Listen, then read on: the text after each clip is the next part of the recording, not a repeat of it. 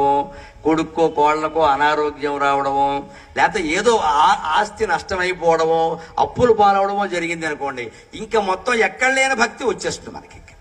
అయ్యి బాబోయ్ వెంటనే ఇంకా మా బోటిగాళ్ళని పట్టుకుంటారు. ఇంకా అప్పుల పాలు అయిపోయానండి, ఏం చేస్తే వస్తుందండి. మేము కూడా ఏవో రకరకాల ఉపాయాలు. దయచేసి పెద్దలు కూడా వ్రతం చేస్తే కలిసిపోతారా?